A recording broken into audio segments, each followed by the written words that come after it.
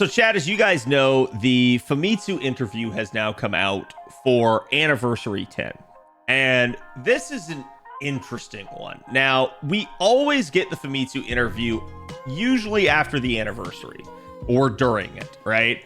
And this happens every year, and there is always an interview with Mr. 2 and then a joint interview with Nasu and Takeuchi. So far, we have already translated the Mr. 2 interview in depth, and I'm going to be going over the finer points of the translation.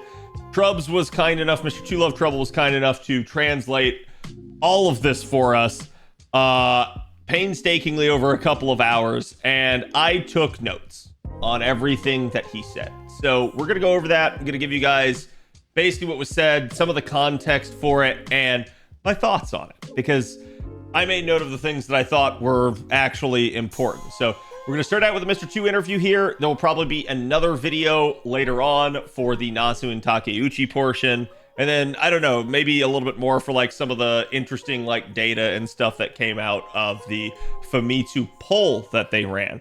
Because every single time they do the article at Anniversary for FGO, they usually do a poll on essentially the user base, and they try to find out like various things about them. Like, for instance, in this Famitsu interview, they did have who the most granded servants were out of the people that they pulled. So, for instance, like who they're going to grand. Obviously, we only have a couple of the grand scores out at the moment, but even for like classes that it hasn't been released, who they're going to grand. So it's definitely an interesting thing in that regard. We'll go over all of that.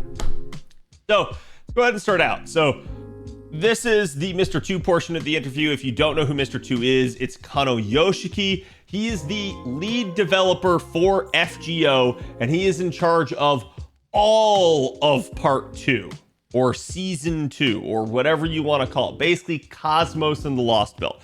So he has been in charge of all the Lost Belts. He has been in charge of all of the, like, 0.5 events that have come out since then. He's been in charge of all of the ordeal calls and everything associated with them.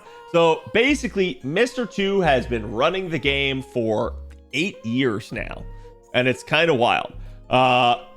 He is definitely somebody that I feel like always is trying to act on behalf of the players. So he's generally pretty jovial and generally somebody that a lot of us just really like. He has a very good reputation in the community for the most part, though I think there have been issues in the past that he has had to deal with. So let's go ahead and let's hear what he thinks. So this is an ongoing interview between him and an interviewer, and the interviewer starts out by asking him for 10 more years of FGO. So the interviewer is pretty based nonetheless, right? And Mr. 2 at that point kind of dodges the statement. Like, he chuckles, but he dodges the statement. He goes, okay, like, let's talk about some of my most memorable things. And he said, looking back, his most memorable thing was the timing of LB6 and like everything that went on and like how they had to get to LB6. It was a big thing for the developers as a like learning moment for them. And it opened up a ton of opportunities. It's what really like propelled them forward as a developer group and proved to them, because I guess a lot of them were skeptical as to whether or not they would be able to like do LB6 justice. It proved to them that they could do it, that they had like come together as a group and managed to do it. So again, you can see he says next that he was worried that they wouldn't be able to do it proper justice with the current development team at the time. And keep in mind, this is still kind of post-COVID. This is them trying to recover and get some more people in. So they had a lot of young staff. They were missing a lot of people, I think, because I'm pretty sure Single just kind of lost a lot of people, both with the COVID transition and probably with the Aniplex purchase, I'm sure happened and kind of reduced the numbers some. So I think they've had a lot of turnover over the years. He said there just simply wasn't enough developers at the time, and that was kind of the issue. The completion of the LB6 chapter proved to them that they could grow in their development scale and they grew entirely as a company during that time. So it proved to them that they could do it, and that it's what really allowed them to actually grow, both in competency and numbers. So LB6 was the origin point as well for their ability to produce at a high scale further on. In other words, before that point, they weren't really able to. Again, coming off the back of COVID there, they were having major issues. So at this point, they're neck deep in COVID.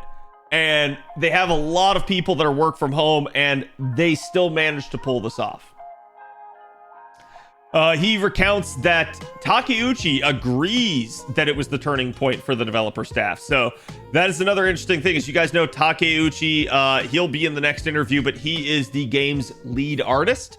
He's who works very closely with Nasu and has been with Nasu ever since the beginning, and is in charge of a lot of the design aspects of the game himself, as both a Type Moon representative and just sort of a lead creative like person on the game. So I think like both of them were probably neck deep in that, and yeah, like the fact that he's agreeing with him is definitely showing that that was a major turning point for the company. The interviewer then asked about the entire like 2019 2020 section there, and you know, COVID in relation to that. And Mr. 2 said that it was after Olympus that they had to turn production fully remote. So this is an interesting thing. Now, honestly, I'm sure some of you guys are probably thinking, and I was thinking the exact same thing here as well, like, this is 2025. Why are we still talking about COVID? But to be fair, I think this is Mr. 2 reminiscing, and I think he's trying to contextualize why this was such a big moment, why it's so memorable for them, and why it is the like genesis moment for them going forward. So basically, he says again that it was after it that they had to turn fully remote after Olympus. They got everyone prepared to work remotely, including getting them all live streaming gear. So that's, I think like that's pretty good of them. It's like they got everybody set up. I know a lot of companies that just said stay home or work from home, but then they didn't do anything to like help take care of the employee in any way, or make sure that they had like the gear that they needed in order to be able to do that. So definitely a nice thing there. And they did talk about how changing to remote had its benefits. He doesn't really list what those benefits are. I think obviously reading between the lines, you can assume that it's like, it's really nice in terms of like peace of mind. If you've ever been somebody that had to work from home during COVID, you know, it's like one of the best parts was not being in the office environment and not having to deal with people that much. But naturally, there's still some problems with it as well. So, the interesting part about this is that he says they are still remote to this day.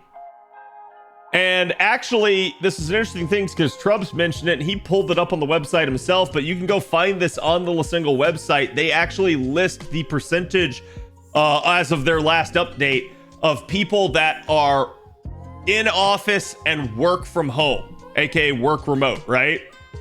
70% of the staff still works remote. Now, I hate to say it, but I do think that is a major factor for the issue of FGO's continued production. I understand the need to like accommodate people and things like that, but this is definitely a concerning stat. Here's the thing about this, and something that I think all of you guys probably need to know. Obviously, when this all started, this was COVID that caused this. After all of this, after a bunch of the turnover that they had, I think the reason 70% of them are remote is because they're just trying to accommodate the employee who doesn't live in the same city as them. I think they're not forcing people to move to the job site because they're having issues hiring people. They've had so much turnover, they're just trying to keep the butts in the seats effectively. They're trying to literally make sure that they have enough heads working on the project. So at that point, they know if they force that person to stop working from home or to move and like change their locale, that they risk losing that person, and that they will have to then find another person, hire them, train them. So I think they're going like, man, yeah, this is rough. So it's definitely an interesting thing in that regard, but it is absolutely a concern. But yes, they are still in remote mode to this day, and they hold remote teleconference meetings still.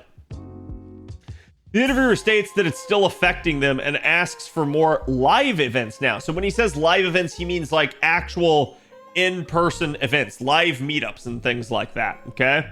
Mr. 2 mentions the Tokyo Dome cancellation again and states that over the years they've had many peaks and valleys. Yeah, I think, as a lot of people know, Tokyo Dome was supposed to be the big Annie 5 celebration. From my understanding of it, they were not even necessarily supposed to get the reservation for the Tokyo Dome originally, but there was a cancellation that allowed them to slide in. So it was like the perfect storm of events that was going to lead to FGO being able to celebrate its 5th anniversary in the Tokyo Dome, which, if you can imagine, that would have been amazing. You would have seen an entire stadium full of people all celebrating it. It would have been a major PR stunt and event for them. It would have really helped the marketing of the game. Yeah, it absolutely would have been wild. The sad part is that didn't happen, and the big reason why it didn't was COVID. So they got really screwed over by that. So the interviewer asks about the current year and its focus, then instead stating that it must have been a busy year for them, because again, 10th year, you know, you got the final chapter coming. Mr. 2 says that now they have a straight shot to the end and that they feel like they just need to run through it. This is me really summarizing a lot of what gets said, but basically Mr. 2 tried to say that, like, yes, it was not as rough as they thought. And actually, that's the next line. So 10th year is not nearly as rough as they thought. They knew it would be intense, but so far their path is clear. So it's not that it's easy. It's they went into the 10th year with the full understanding that it was going to be very tough and that they are working very hard and it is very intense, but that so far the path is clear. AKA there's not a whole lot of like hiccups and roadblocks and things like preventing them from doing their job. Like back during year 5 with COVID, there was a whole lot back then, and that was definitely one of the major problems that they had. So now this year, going forward, they know what they have to do. There's almost a clarity to their mission. So they are all just single-mindedly devoted to reaching that goal. So he also mentions that, and this one I found funny because in retrospect as a player, this sounds really bad, but he said that 9th year was, by comparison to 10th year, just one long summer. So it's like, hold on, did you guys like phone in the 9th year and stuff? And it's like, yeah, I don't think they're saying that, but I think, you know, we saw this even back during the 9th year interview. They were talking about the fact that the game was already looking forward to its 10th anniversary. So we heard them profusely at 9th anniversary talk about 10th anniversary. So you could tell where their mindset already was. Like, they were already just thinking about the future. And yeah, I do agree. I think the 9th year was kind of a lot of stalling in that regard. So it's an interesting thing to see in that regard. The interviewer then asked about Summer 9, aka Ordeal Call 3, and the associated summer event. Mr. 2 says that it was an unprecedented event. It was unprecedented to connect a event to the main story like that. And that Ordeal Call 3 was not fully planned originally. In other words, like, I'm sure they had some plan to do a story like that, some plan to do an Ordeal Call 3, but that it was probably not planned to, one, be part of summer basically and sync up like that, and two, maybe to be as robust as it was. So he's definitely kind of hinting that, like, yeah, this is something that developed over time in working with the writers and scenario heads about this thing. They couldn't let Ordeal Call 3 be late and have it ruin the player experience or vibe that the summer event was trying to give. And this one was an interesting one because you could tell they really had a hard time making sure that both the summer event and Ordeal Call 3 happened like on pace, on schedule, when they were supposed to happen, so that like all of that timing worked out really well. The interviewer asks then which servant gave him the deepest impression. Mr. 2 said it was Space Eresh, and the reason why was that she was both a beast, a summer unit, a space unit, and had an entire unique system in her kit. She took so much, and it was gimmick upon gimmick inside of her. So apparently this was just like a major ordeal. So kind of like back how we had prior comments in some of the prior Famitsu interviews with Mr. 2 about like, oh, how much like effort goes into creating a servant. And like, I think like back then he had mentioned before, like Melisson and stuff as an example.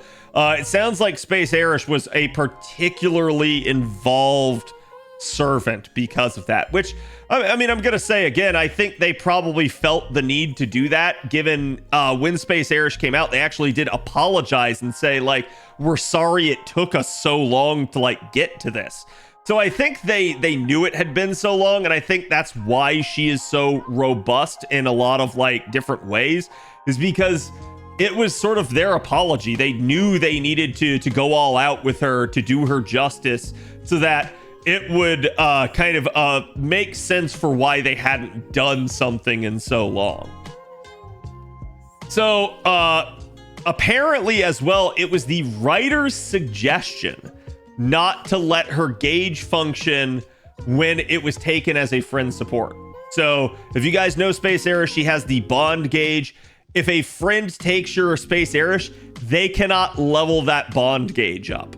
So not like the servant's bond level, but an actual gauge in and of itself that determines the master's bond with Eresh during combat. And it's a really, really interesting thing because at different levels, it gives different effects for her. But that does not work if a like friend or somebody else takes her.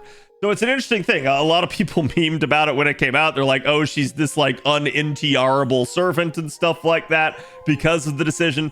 But apparently this was something that the writer decided. Apparently the writer approached the artist for Space Eresh and asked if the like gimmick should function when taken as a support. And the artist said, of course not. So they basically ended up coming up with the bond gimmick for her to make it so that other people could not level that like gauge for her. So it was an interesting thing. It was apparently, again, like the writer's idea, but it was the artist who also said like, of course not. And then the writer decided to go with that. So it's really, really interesting how that one came to be. And who knows, maybe we'll get a like a Chaldea break room on her at some point to fill us a little bit more in. The interviewer asks about the director letter that he gave us twice this year. And by this year, he means 9th year. Like 9th year going into 10th year. So basically, and stated that it was a rare occurrence for Mr. 2 to do this. And to understand the director letter here, this is in relation to the 4th and 5th append. Mr. 2 had to come out and issue 2 different proclamations as to kind of the state of the game and what was going on and what they were going to do about it, because the servers were up in flames. The player base was just absolutely out with pitchforks and torches. Everybody had had enough. And to be fair, they absolutely deserved it. If you're somebody that was playing during that time and you were around, you know that basically back when they first implemented the append system, they talked about having additional ways to acquire coins. They talked about like kind of the expansion of the system and how good it could be in the future, and that they still had more stuff to come. And then over the years, we really didn't get anything. And then this was further addressed at the 8th, Was it the 8th? I think it was the 7th anniversary. I think it came out at the 6th. It was addressed at the 7th anniversary interview.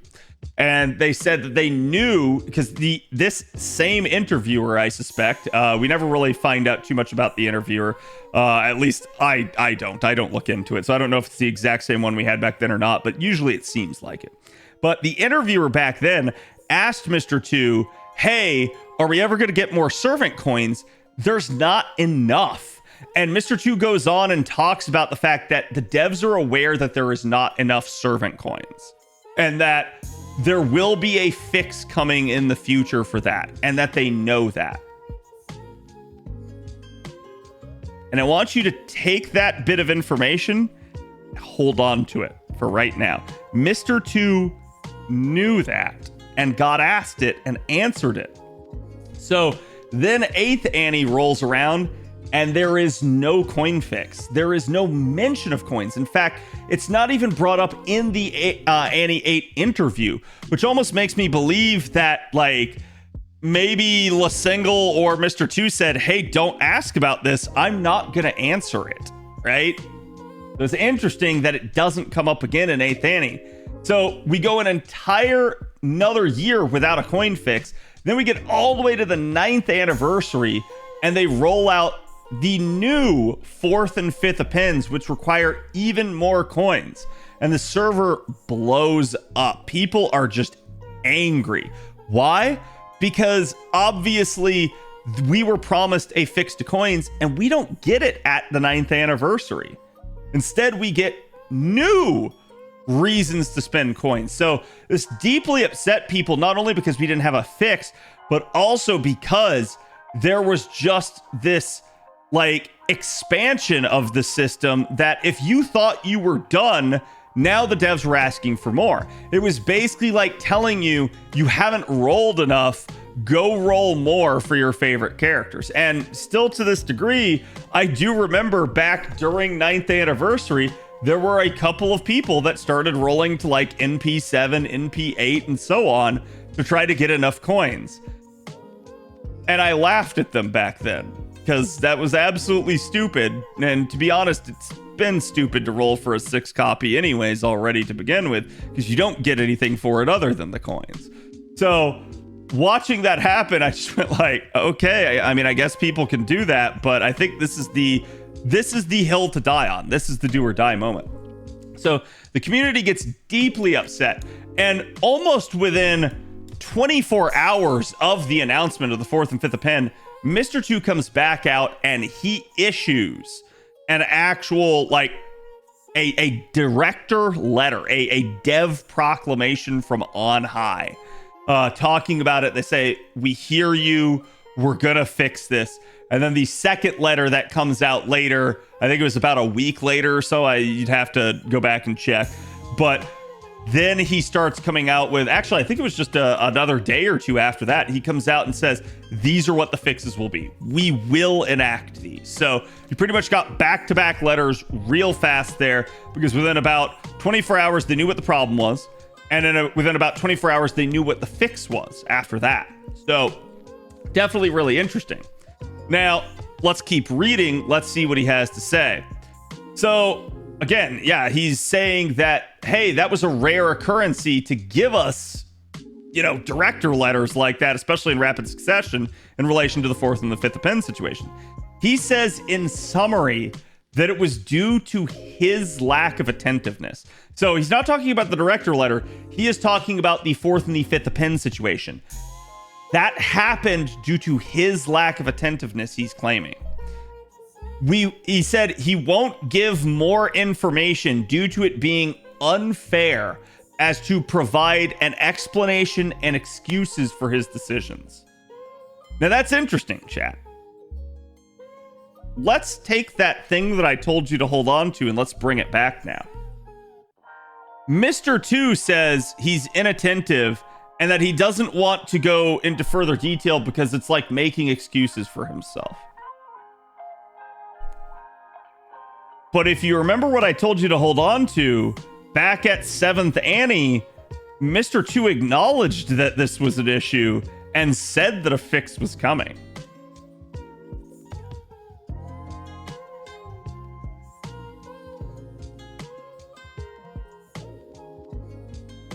So the next line here is, he states that it was his fault, and he again apologizes for not being able to resolve the problem right away as well. Chat, this reads like somebody with a gun to their head. This reads like somebody that is falling on their sword. He is taking the blame when his hands were tied. I think this kind of proves it. Because one of two things is true. Either Mr. 2 is completely lying here to our face, and we can prove it.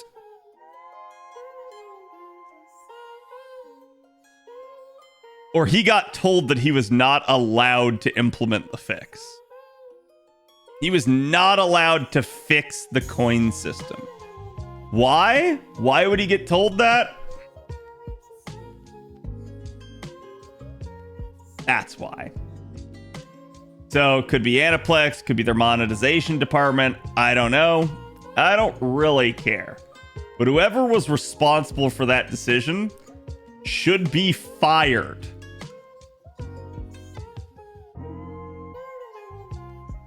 I don't think it's Mr. 2.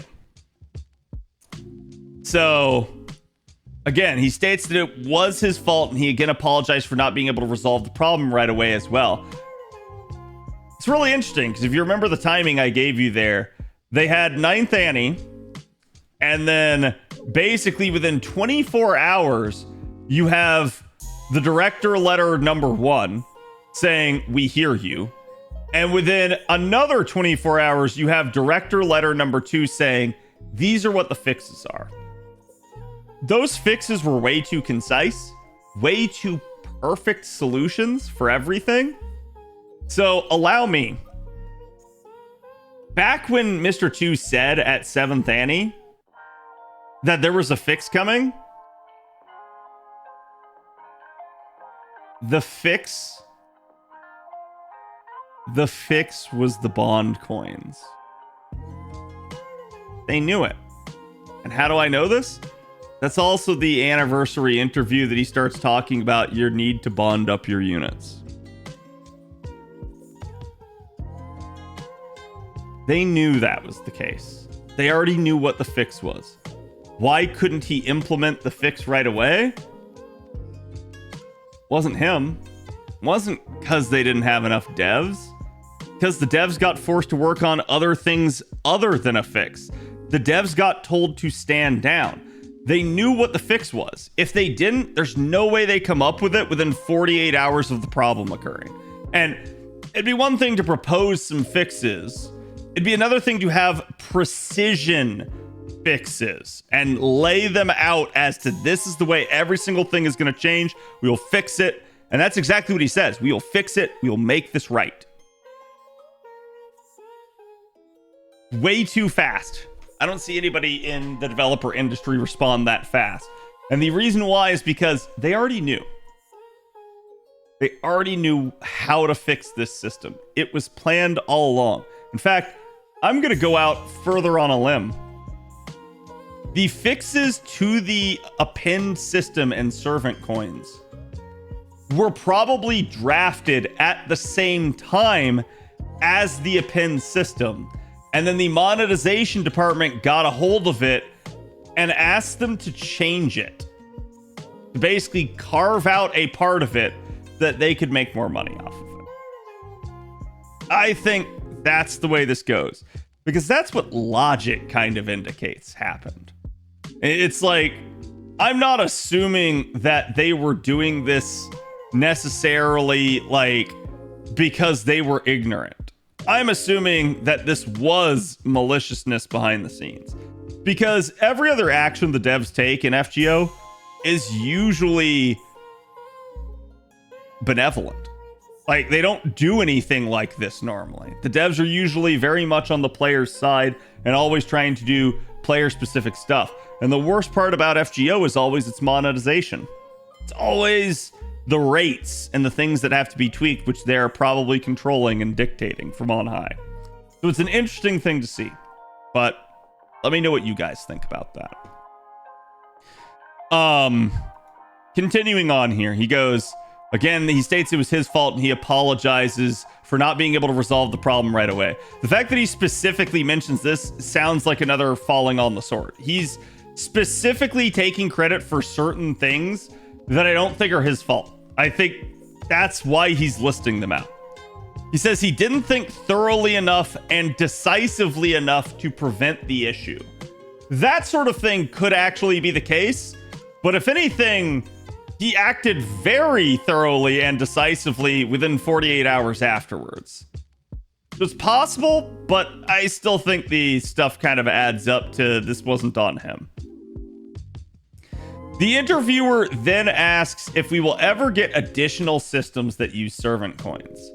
Mr. 2 states at the beginning of the year... Oh, sorry. Hold on. I feel like I lost it.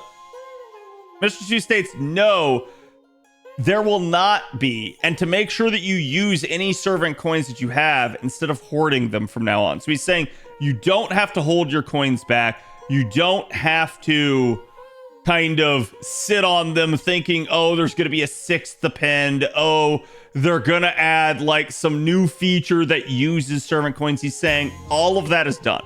So in a weird way, chat, coins are dead. You're good. You can do whatever you want with them. All the fixes are there. That is what it is. Does this confirm we're never getting level 150?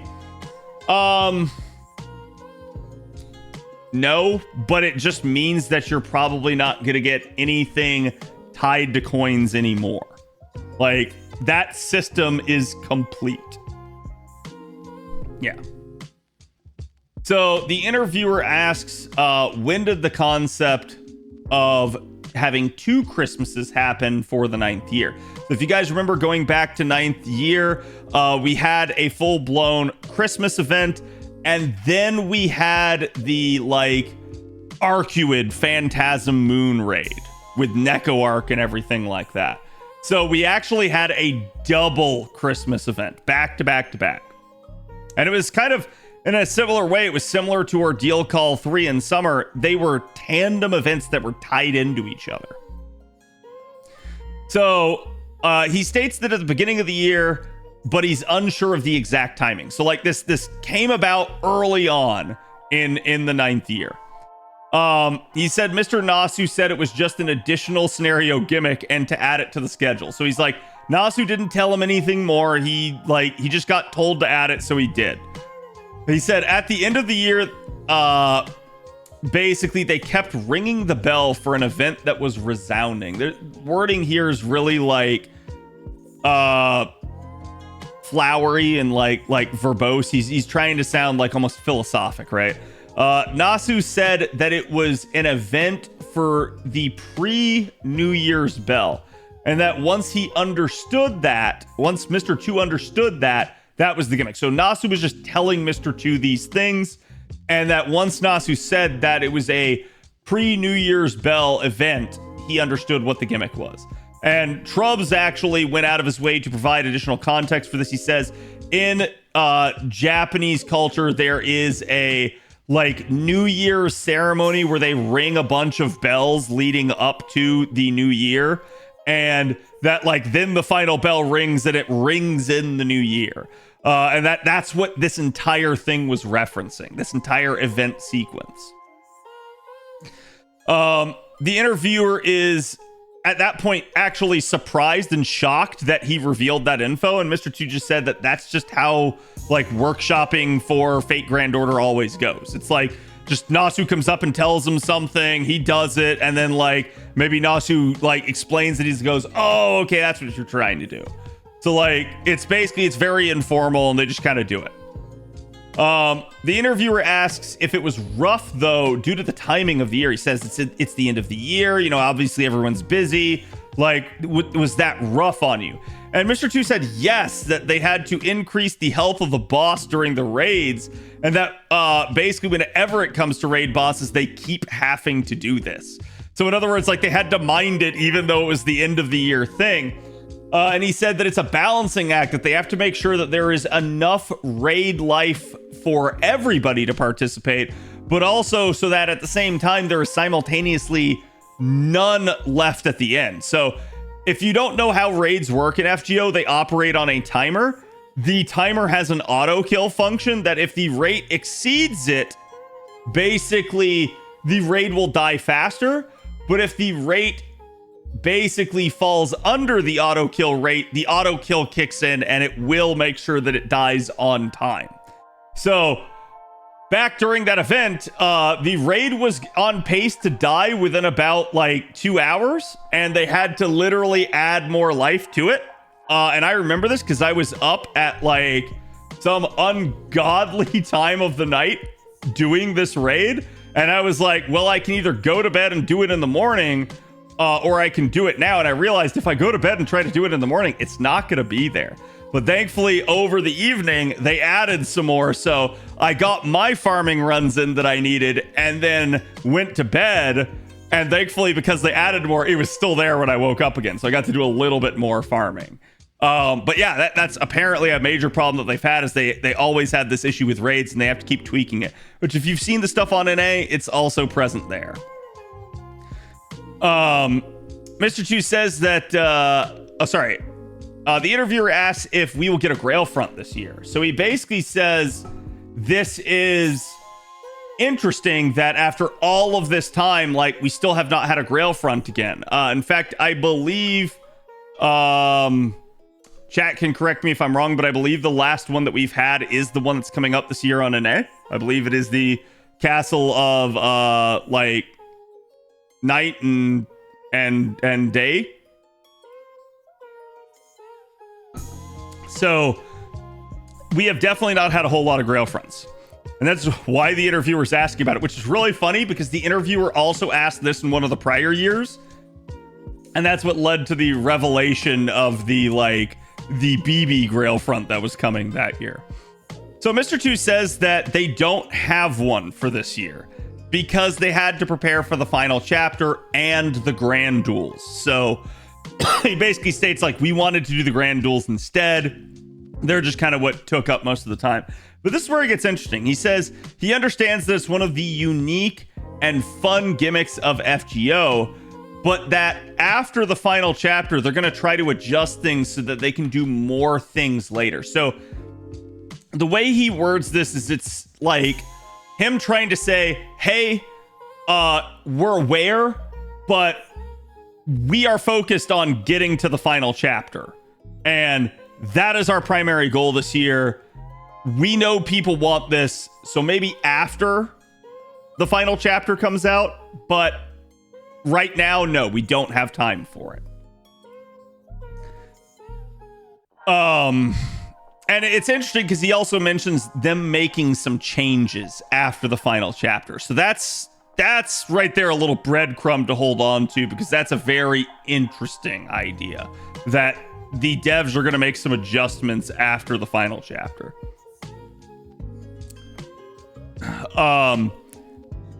He does state that, however, he wants somebody to inherit the AI setup of the Grail fronts in the future.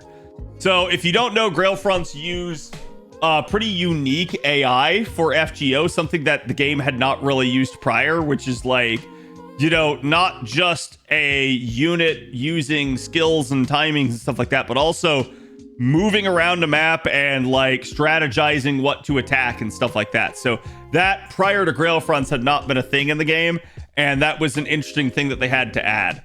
So the interviewer asks then if he was the one in charge of them from the beginning. And Mr. 2 clarifies and says yes, that back in college, that was actually something that he studied. He studied like AI development. And when we say AI, we're not talking like Chat GPT. We're not talking like AI art or anything like that. We're talking about like NPC AI, like the stuff that determines how it acts and where it goes. So that was a major thing that he studied, and like how to code all of that in college. And basically he says that it was something that he was always interested in. And so that's why he took it on when he like when the Grail front started becoming a thing, he put himself in charge of it basically. He says, unfortunately, the game restricts things from a scripting standpoint, And he found that he couldn't alter the movement patterns of enemies much. So like basically he could tell the AI to go direct for something, but he could not like tell it to think how it did that. Like it couldn't be smart about it and like move in complex ways. It had to just go right at the enemy as best it could. And apparently that is just a limitation in the game. I don't know if that's due to the engine. That never really gets brought up, or if it's like just some sort of coding limitation they have because they haven't developed stuff for it yet. But I suspect that might be the case. And the reason why is he basically goes after this that the interviewer jokes that in the beginning using your master to attack during Grail fronts was a good strategy. And Mr. 2 says that they improved it for the Day and Night Castle event. That is the Ptolemy event that's coming up later this year on NA. But that they can't make it too strong or else players will hate it. And he's absolutely right. One of the big things holding AI in video games back is usually that the stronger and more robust they make the AI, the more it feels like it's cheating and the more it feels extremely punishing to the player. So it's definitely a source of like frustration when they do that. But I think this is something, at least for me personally, I would like to see more games do, is just create like slider settings and stuff where it's like, if you want that harder challenge, you can ramp it up. If you don't play with that harder challenge. And he says adjusting whether or not for the AI behavior to go all out offense or all out defense is actually what takes the most time. So he doesn't mean like just sending the like one enemy's determination to go straight at you and attack you. He means the overall AI's ability to like calculate your decisions and determine what the appropriate response is. Like whether or not it should go on the offense or play defensively, that sort of thing. It's like that's what actually takes the most time for it to code in, because that has to have a whole lot of like checks and balances against it. Now he says though that he has all the stuff that he needs and he wants to hand it off to someone else now that the blueprint's there. So it sounds like basically he developed everything that the Grail fronts need to actually be successful and operate correctly. And that from here on out, it's like, it sounds like he wants to pass the torch to another developer that he can like train them on it. This doesn't sound like he's trying to like quit or anything like that. It just sounds like he's trying to use it as a learning mechanism for other people. The interviewer then asks about the Indra Lotto and the new golden box resource that came out with it. And he asks, will there be more new event mats in the future? So this is interesting because Mr. 2 clarifies that it was less about it being an event material, less about revealing it with the event, but more about the fact that it would be obtainable from the Grand Duels. So it sounds like they wanted to put a unique resource behind the Grand Duels. And that's interesting because I think a lot of us have probably assumed that that material would be something that would maybe come and be farmable in something like the final chapter. And that might not be the case. This might be the case that this is something that is unique to Grand Duels and you can only get through it, which will make it very interesting for certain characters like that end up using it. So for instance, I believe Indra uses it. So if you're a newer player and you get Indra, hopefully it's there in the Pure Prism shop for you, because otherwise like you would have to do the Grand Duels and it would take you a while to get to the point that you even could do them. So it is an interesting thing to lock a unique resource behind that. He asks, will there be again, more new event mats in the future, but the interviewer then asks about the Train Your Dragon event, and he was wondering like, how is it that they made it that so that you could customize your dragon so completely? He's like, it was your dragon that you were able to hold. Like, it was not the same as somebody else's. And then also the fact that they gave out a craft essence that had the same thing for it. And he stated that apparently, like, even before the scenario writer came up with like the exact thing for this, that they already had 86 different possible combinations at that point, and that it was very difficult for them, but they were able to pull it off. So that was just them trying to do something really new and unique for the event, and trying to be as, how should I put this, like trying to make it as fun and as customizable as possible.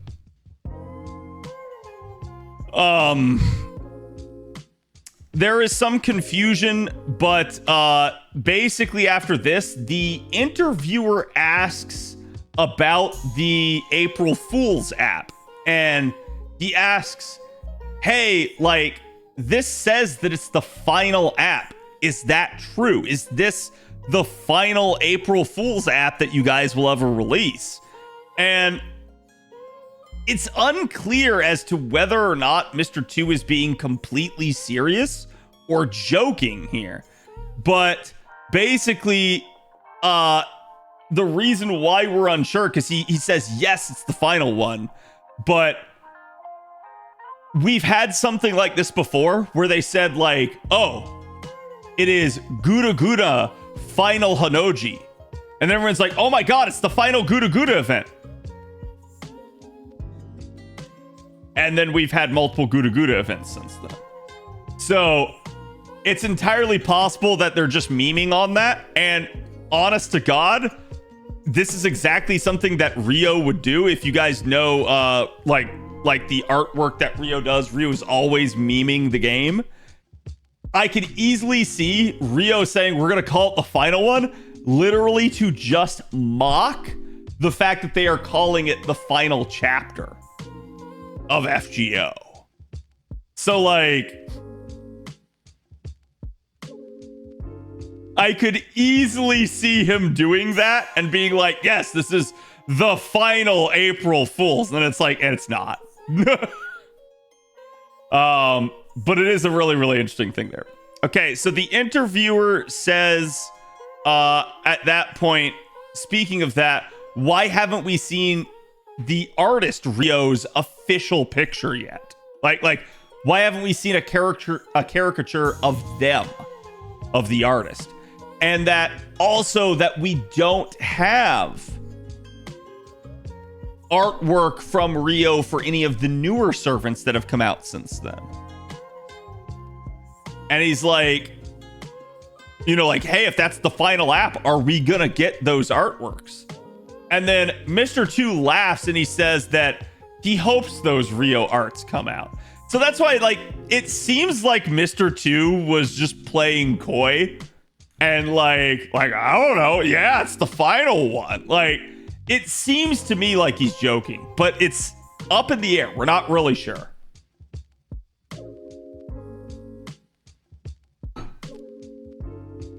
Okay. Now, chat, I'm going to pull it off the screen here real fast. The next part here is MASH spoilers. I am going to read you guys the parts that I think are not spoiler, okay? Because I don't want to, like, spoil anything, but there is some additional clarification that if you guys want this, when I do release the spreadsheet, you guys can go and read that. But basically, the interviewer asked about the lack of welfares this year, stating that we only have 2. And Mr. 2 clarifies that we also got the 2 Hakanos, both male and female variants, and that there was another one that the interviewer was not mentioning. So, let me see if there's anything else here I can talk about.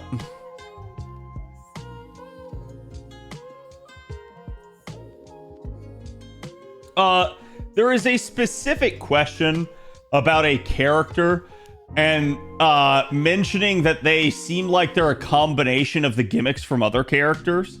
And Mr. 2 basically says that that would have been amazing, but that this is something that's both the positive and negative of FGO. So in other words, that's like, that would have been amazing if that were the case, but it wasn't the case. Like, that's not something that they planned. And he says that's both the positive and negative about FGO, that whenever it comes to servant planning discussions, spontaneous ideas get born that come from out of nowhere.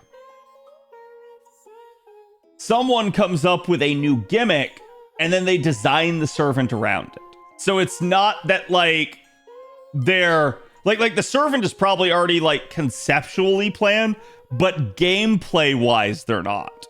And maybe even aesthetically they're not at that point.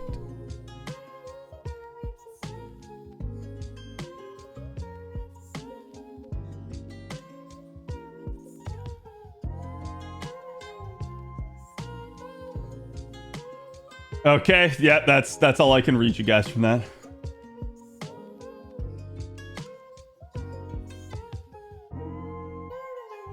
Okay, next part.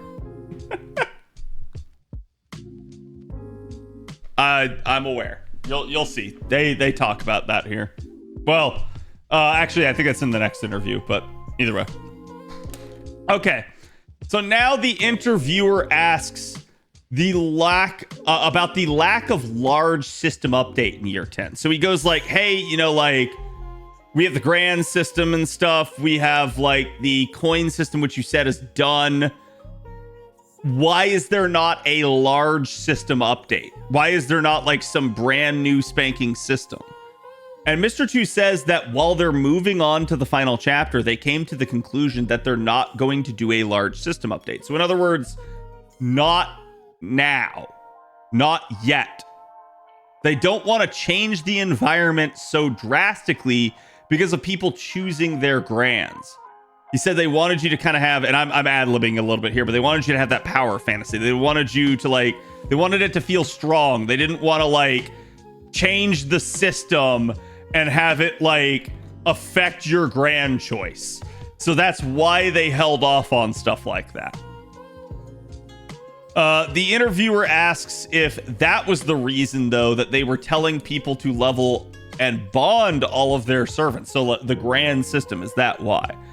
And Mr. 2 says, yes, it was all pointing to the grand duel and grand graft systems, which have to do with the final chapter. So this is an interesting one from the standpoint that, like, again, in their eyes, the grand system is not a large system update. It's not a big thing that they're implementing. This is just the logical continuation of stuff.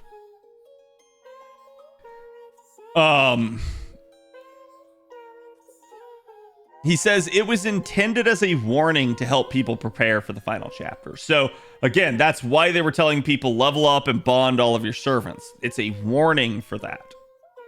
The interviewer asks if they need to continue to grow their servants and accounts. And then from here, chat, you guys are about to learn just how based the interviewer is. Okay, the interviewer did all of you a solid with that question. So he goes, do we need to continue to grow our servants and accounts in the future? And Mr. 2 says, again, yes, they're still adjusting things for the final chapter. However, they're trying to make it so your grand servants can pop off beyond the final chapter. And he emphasizes getting them to bond 15 and using Stargazer's teapots to help this. So this implies two things. One, this implies that bond scaling will impact probably like damage output in the final chapter again.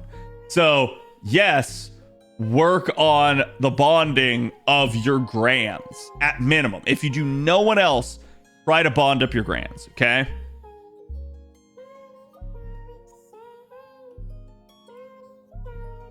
Yeah. So he then says that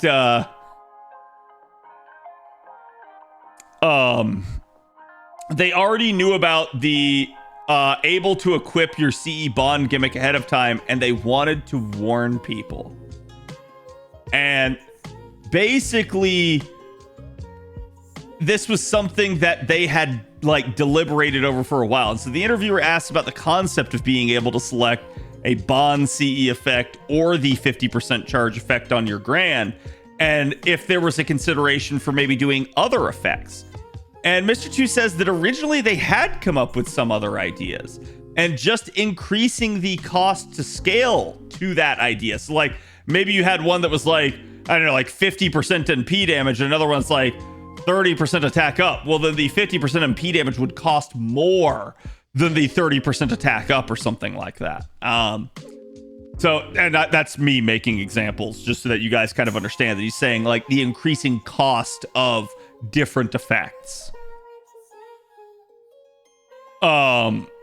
However, not a lot of those ideas stuck to the core of what actually ended up getting implemented in the grand system. So he basically said that it wouldn't be satisfactory to everybody if they had gone one way or the other with it.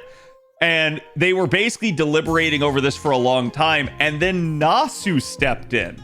And Nasu directed them to implement one other option and the 50%, and the Bond C effect. And then let people choose. So the other option that got implemented was 50% charge. And then let people decide between either the 50% charge or the Bond C effect. So that was Nasu's idea. And this is an interesting thing for a couple of reasons. One, obviously, this is how the way the system turned out. So that makes it really intriguing that this is how it all kind of happened. Because it sounds like the devs were kind of stuck. They were going back and forth on this over and over and over again. And it took Nasu interjecting to break that gridlock that they had. Now, what's really interesting about this, though, too, is that this also shows just how involved Nasu is with the gameplay design. This is not just Nasu being lead writer. This is also Nasu working from a developer standpoint. And this is something that actually got touched on years ago in the past. I think it was like an Annie 2 interview. We found out that Nasu actually does dictate and control the balanced state of units and what buffs can happen to what units. So that tells you that Nasu actually is deeply involved in the game design and the overall lore and balance state of the game. Does that mean like Nasu's to blame for everything? No, not necessarily. It's just one of those deals of he is somebody that I guess has final say. So if Nasu tells them to do it, they have to probably do it. And that is an interesting thing to see. And that actually did come up in the interview years ago as well. Because I believe that one was talking about the Pigify effect and Cersei. It may not have been year 2. It may have been like year 3 or something. But essentially, the devs warned Nasu not to implement Pigify the way that they did.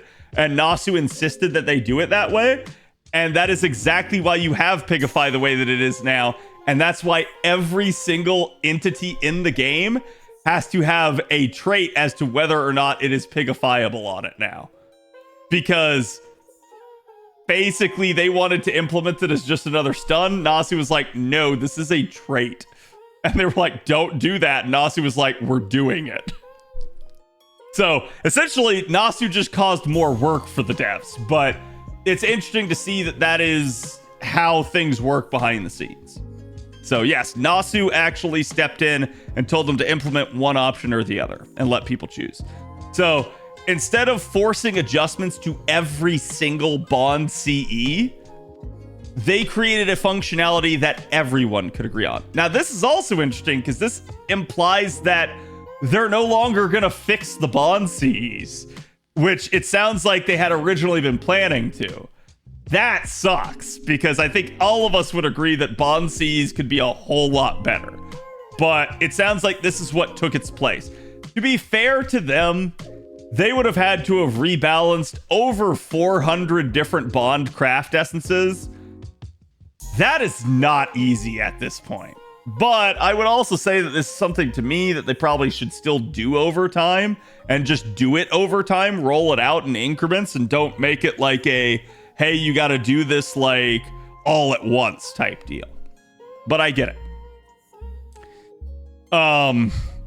Nasu said that the Bond CE as well is the servant's personality, and basically like it's an expression of their personality and their last gesture. So it's like hey, this is my last gesture towards the master, in effect, or like just in general. So it's an interesting thing to hear that out of it. It gives you a little bit of lore context for the Bonsees. The interviewer states that adding the append skills with the 50% effect, that they're actually able to get 70% charge right off the bat. I would add that if you level up to the top right of most of the grand scores, you can get an additional 10% charge. So you can actually get 80% off the bat, which is interesting. But Mr. 2 states that he himself is doing the battle and that he himself, while doing the battle and adjusting the compositions and strength of his units, that like in the grand system, that is a fun experience. Sorry, that's kind of worded poorly on my part here, but yeah, it's like basically he's agreeing with the interviewer and saying like, yes, it's really cool. I love going through the steps of leveling up the grand and working on their grand score and like making them stronger, and that changing the party comp around to make sure that I kill. He's like, it's fun to watch them grow. It's fun to participate in this. The interviewer states that you can only utilize a grand score. See, chat, he's based. You can only utilize a grand score in the grand duels. Will we be able to use them elsewhere? He asked the question that's on all of our minds. Will we be able to use the grand score beyond the grand duels? Mr. 2 says that at the final chapter, obviously, and they are planning to utilize grand servants in other places. So basically, you'll be able to also use it at the final chapter for whatever they have planned there, and then somewhere else. And then he says that they are planning to have a stage floor for people to show off their grand units and grand skills. I don't think this means like, hey, you just put the grand unit up and everyone oohs and ahs at the unit. I think he's meaning they're gonna have some sort of like fight or something somewhere else, some other scenario where you can use grands like regularly as a means of like showcasing their power. Yeah.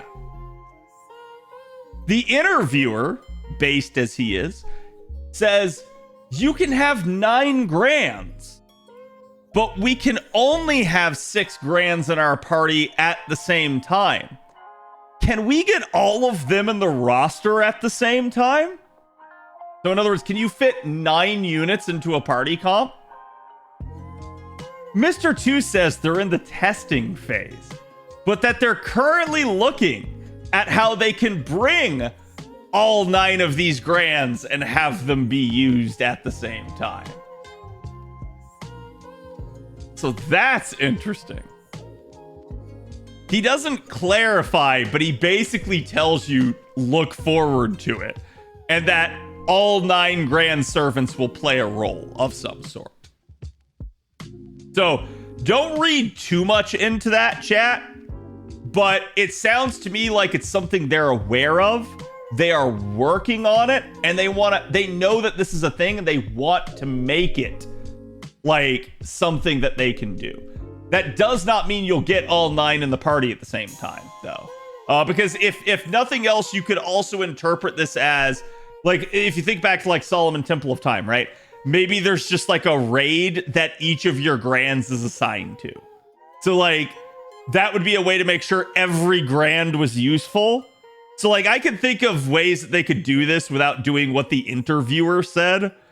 But yes, it does sound like they're aware of that fact that, like, hey, you can't get all of your grands in the party at the same time, and they want to find some way to make it, like, special, right? So we'll just have to see how they do it. Okay. The interviewer asks about the compasses, which, if you don't know, the compasses are the item that allow you to change which unit is your grand. So once you've completed your grand score, you can then change. It still has to be somebody that's applicable, so somebody that's at least level 100 and 10 skills.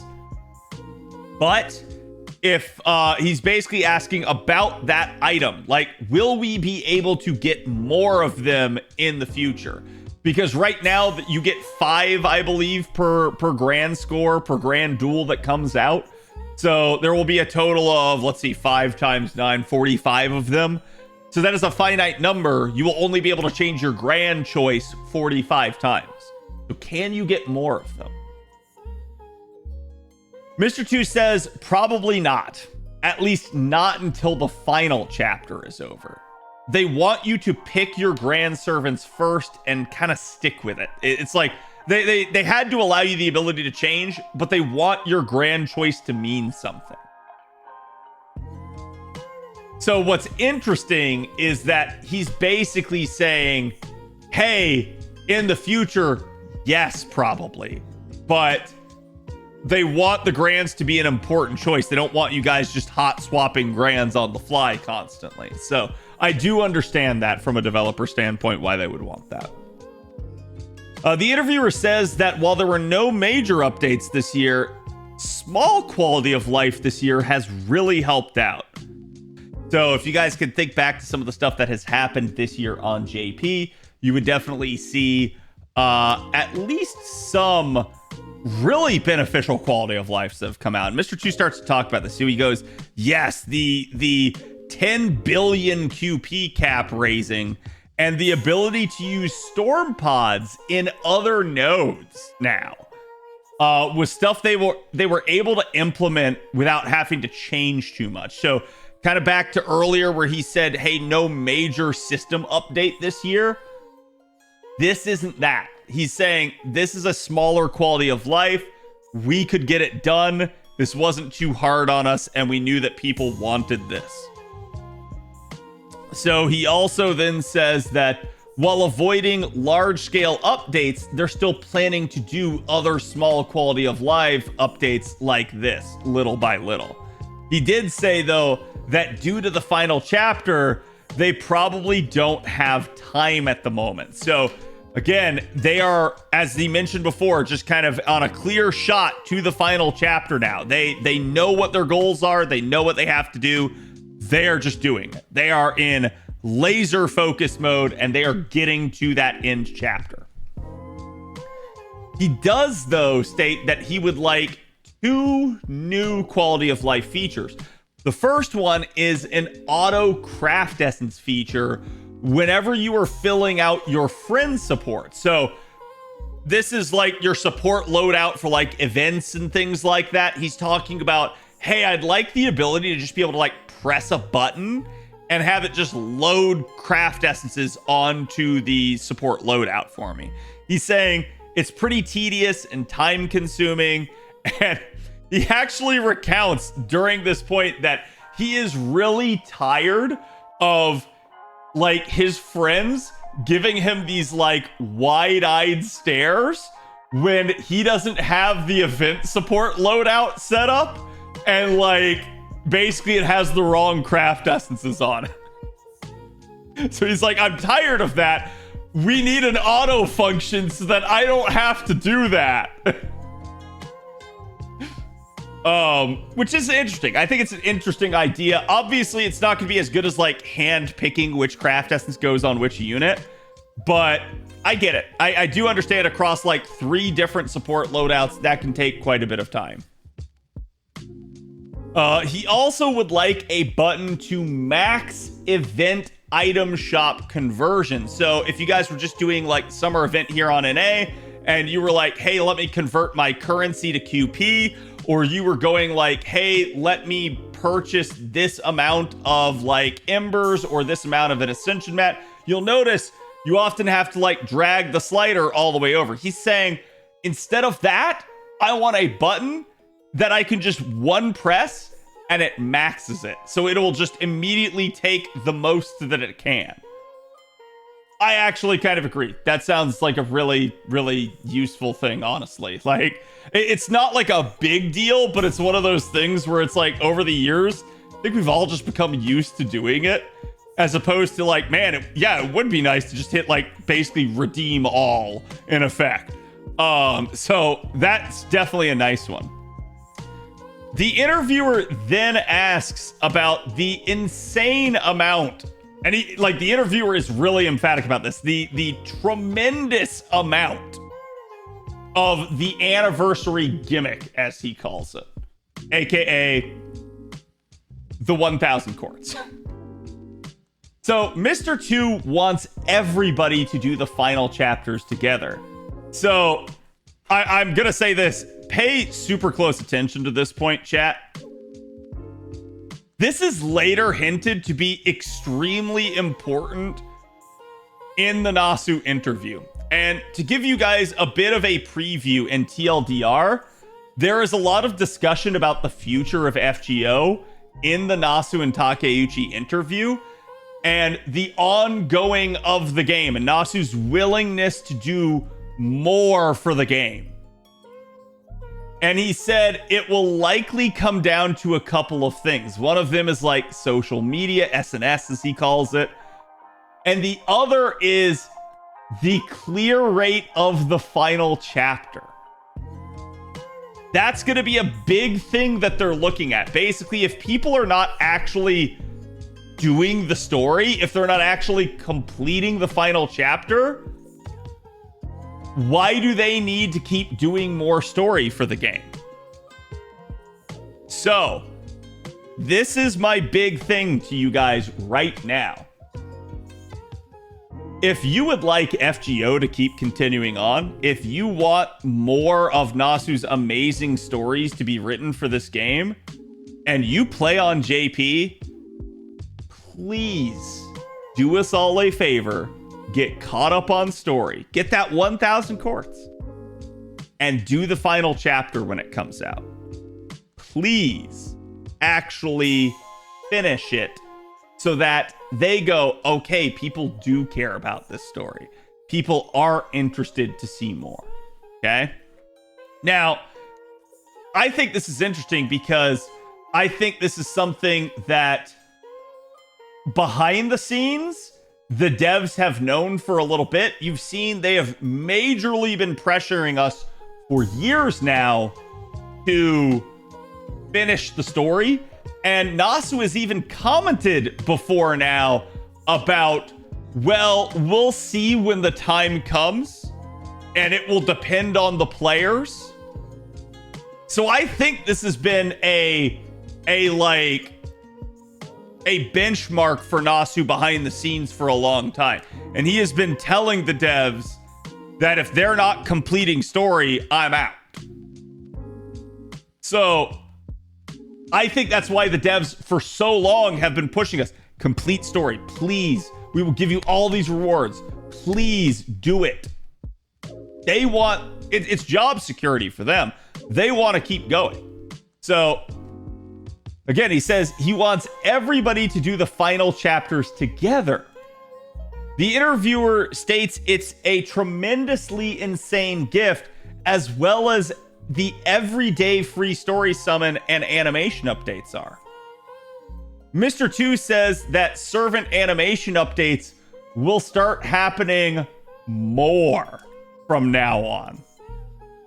He said that Mr. Shiokawa, who is the lead animator for FGO, Mr. Shiokawa said in the past that everyone would get an animation update, and they're planning to do what he said.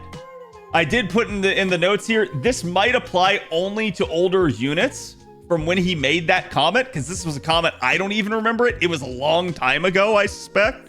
So, like, he might just be meaning, like, oh yeah, we're going to do everybody from the original units, like the original cast. Or he might be meaning, hey, up to the point at which he said that, all units that are released we're going to do. So I don't know that this means every unit ever put into the game. Like even like, oh yeah, we're going to do an animation update for Olga Marie, who just came out, right? Like, I don't think that's necessarily what this is saying, but I think what they're trying to do is they're trying to take the spirit of the promise and say, yeah, we're going to do animation updates for all the older units that need it, right? So the interviewer asks if that means that servants will get a scenario to celebrate the animation updates as well. So like when they get an animation update, or is it going to like come with an event? Is there going to be like some sort of special unique thing for it?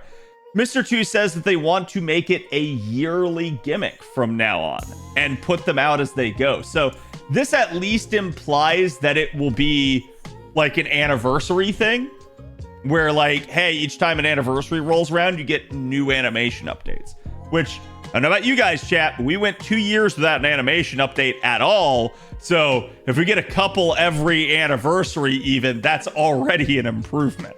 But yeah, I do think this is interesting, and it doesn't necessarily have to be as little as that. It could be something that's even more. Maybe it starts happening regularly, again, as they go. So what this also tells me that behind the scenes, they've gotten some new animators. The animation department is getting more fleshed out now. Because I think that's why they weren't doing them so much in the past, why they had almost ground to a halt, is the animation department was one of the major bottlenecks for the game. It just lacked numbers. There weren't enough people working there, and they couldn't hire more people to work in it. And I think now they maybe have, or at least they've trained up the people to be able to work in that department. And so now they have the capacity to do more animation-wise. This is a very good thing. Like, low-key, chat, this is actually one of the most amazing announcements they have made here. This is a good sign for Lasingle's health going forward. The interviewer says that it's exciting and then asks about you, Olga Marie. And Mr. 2 specifies that Mr. Type Moon specified the Noble Phantasm's expression and that it was difficult. So, like, how they wanted Olga Marie's Noble Phantasm to look and to feel, right? Like, and that it was difficult to implement. Mr. 2 says that it was a natural discussion that the Earth President's NP should also be different than the Director's NP. If you know, you know, chat. I'm not going to go deeper into that. He says it's very emotional for him, though, that they're finally bringing her out. Her arrival, though, was originally supposed to be a little bit later. However, thinking of the user's feelings, aka you guys, they wanted Olga to be out before the final chapter came forward. They wanted her to be a grand servant as well, and to be able to take on that final chapter alongside everybody else. The interviewer asks if that means that the servant who got pushed to make room for her will arrive in the 11th year. Mr. 2 says yes, they have been pushed to 2026, and they're already working on it. So this is an interesting thing, because for numerous reasons, as you can see, the interviewer's next statement is, I knew it. I knew you would go along after the final chapter. In other words, they're working on content after the end. So this confirms FGO will continue into 26. It's really interesting, like I said, for multiple reasons. One, this means that a unit got pushed so that Olga Marie could come forward. But Olga Marie is the anniversary unit. So does that mean the original unit planned for anniversary is what got pushed? That's an interesting idea. And it may be, it may not be. They may have done all of this in enough time in advance that they shifted the schedule around and they made things work. But it is an interesting thing nonetheless to consider. It's also interesting to hear that they're already working on it. And the reason why is Mr. 2 says that they're focused on finishing the final chapter, but they have planned a lot of things up to the 11th anniversary. So in other words, they're already just working on the schedule and have stuff bracketed out up to 11th Annie. So that's interesting, because this confirms, again, a future for FGO. It confirms the continuance of the game. And it confirms that they have a plan, at least for this next upcoming year. The other interesting thing is if you go back to 5th anniversary, Mr. 2 back then, because Nasu was dooming and he felt the need to come out and talk about it, Mr. 2 said back then that they had plans through 10th Annie, which was absolutely right. We see that now. So back then, he said, hey, there's 5 more years of FGO at least. Now, though, he's only saying there's at least 1 more year. This may mean that FGO starts going year to year from now on. I don't know. Or at least, like, they're playing coy right now because of the whole final chapter.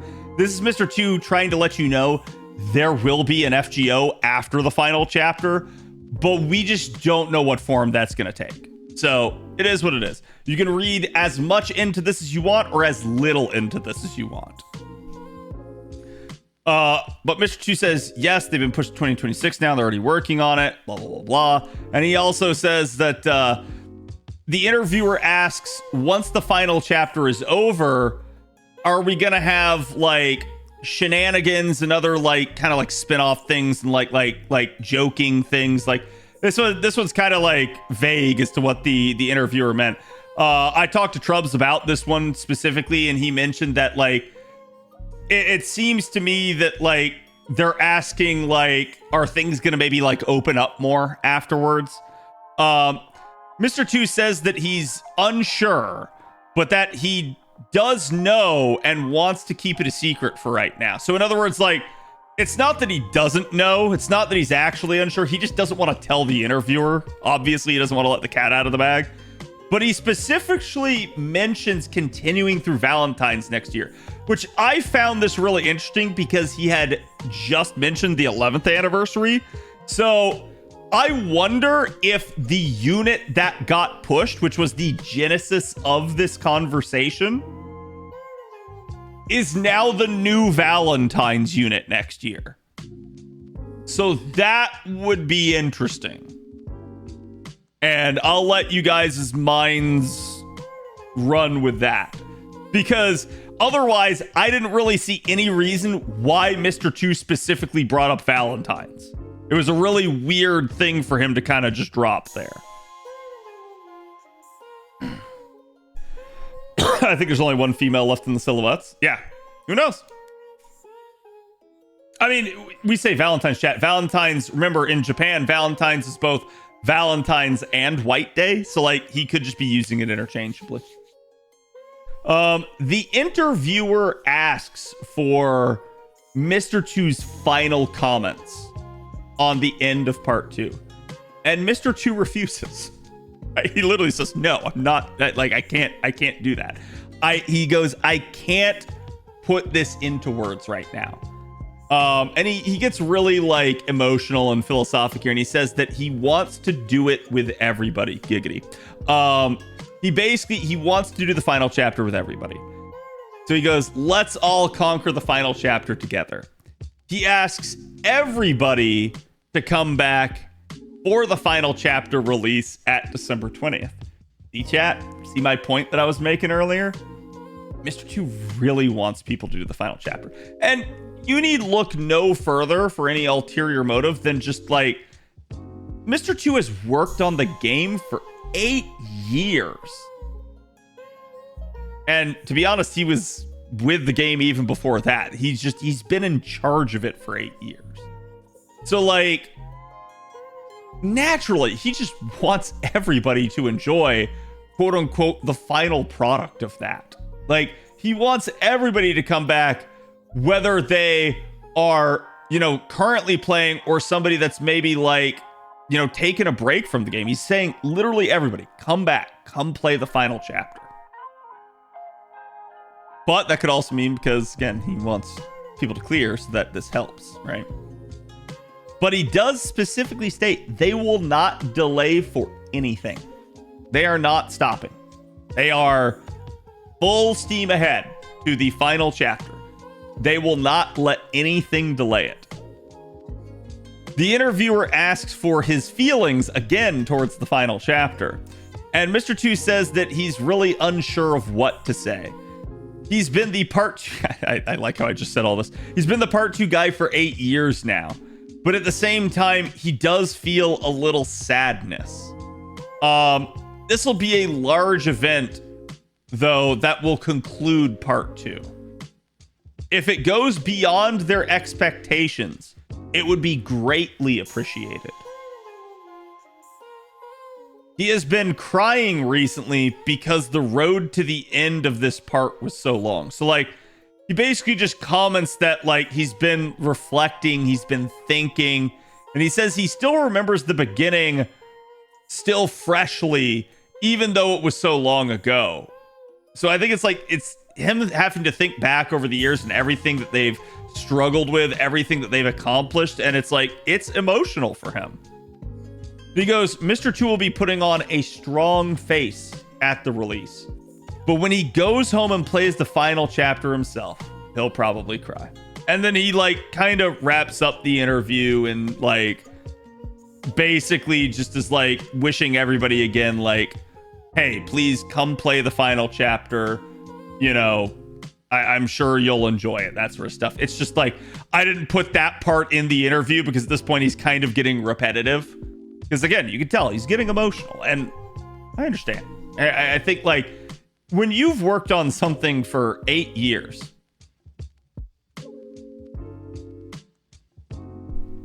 you get emotional about it.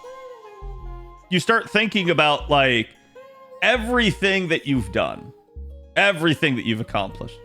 But you also think about, like, the peaks, and you also think about the valleys. You think about, like, what if you had done things differently? What if something else had gone differently? What if, like, you know, something bad hadn't happened? And you also think about all of the good stuff that has happened. And it makes you emotional when you think back over all that. Just the sheer body of work that you've put in across all of that time. Damn, part 2 has been 8 years. Yeah. It's wild. Like, and I'm going to say this, part 2 should have never been 8 years. Way too long. But, for the record, chat, there is proof in the section that we skipped for spoiler purposes, which, again, that'll be available basically when I release the spreadsheet here. But I've got to finish Trubs' end of things. But basically, there is proof in the section that we skipped that part 2 was planned from the beginning. Like, there were elements to it that had been planned from all the way back at the beginning of FGO. So that's not a huge surprise to someone like me, but I definitely know that there are a lot of people that, like, I think, like, they probably think like they've been flying by the seat of their pants, right? But that section that we skipped applies very specifically to something, and the interviewer asks, hey, when was this originally planned? And Mr. 2 goes, oh, it's always been planned. Like, Nasu has always said this from the beginning. So it is what it is. It definitely tells you, at least, like, to a degree, Nasu planned a bunch of this. Which I think is also why, like, when you read Nasu's comments about, like, him, you know, seeming like he's being very doomer and he wants things to end and stuff and wrap up, it's because he planned for the story to end in this way. He planned for it to have a conclusion, as any good writer would. But I think that's where, like we were talking about before, the possibility of continuing on afterwards. We know the game will continue now. The question is, what will the form of it take? And will there be, like, Nasu there to help guide it? And that's why I think it's like, again, you look at that, you understand his frustration and why he maybe wants to do other stuff. But I think it's also that Nasu's a little bit of a control freak himself. Nasu is absolutely somebody that wants quality out of his, like, productions. So Nasu himself is not willing to let it go. He doesn't want to do it dirty. So that's why he's putting it up to the fans. He's saying, hey, if you guys want this, then yeah. But if enough people don't want it, then we'll end it. And that's an interesting thing. Because I'll be honest with you guys. I think if the game had failed, like in those like first 3 months, because if you go back to old interviews, they'll tell you like FGO was in a do or die mode for the first 3 months. Literally, it came out, people were super excited, but people were also super disappointed. They realized the game was not up to snuff, and they said, okay, we've got 3 months to fix this. Give us those 3 months. If we don't fix it in that time, we're going to end the game. So FGO almost died in its first 3 months. But I think if it had died, Nasu would have still told this story. He just would have told it in a different format. I think Nasu had always planned this to a degree. Like, I think when you start getting to like the minutia of details, no, I think that sort of stuff gets discussed down the line. But I think the overarching major concepts, I think the particularly the major characters, yeah, I think all of that was kind of a thing. Like from before day one, this was all done in the planning phase. But yeah, anyways, that is Mr. 2's portion of the interview. Let me know what you guys think. I will be very curious. I think a lot is here. And while there's still more that I wish they had maybe talked about, it is definitely interesting to hear both straight from the horse's mouth on some of this stuff, but also maybe like kind of back where we were talking about the 4th and 5th append, like maybe where even he's having to kind of take one for the team. And that's what I think like worries me about the game probably the most in the long run. It's 2 things. It's Nasu's continued involvement, and dear Lord, is the monetization department / Aniplex just actually mucking things up for people. So anyways, let me know what you guys think. I will see you guys for the next one. Hey, if you liked the video, make sure to like and subscribe, right?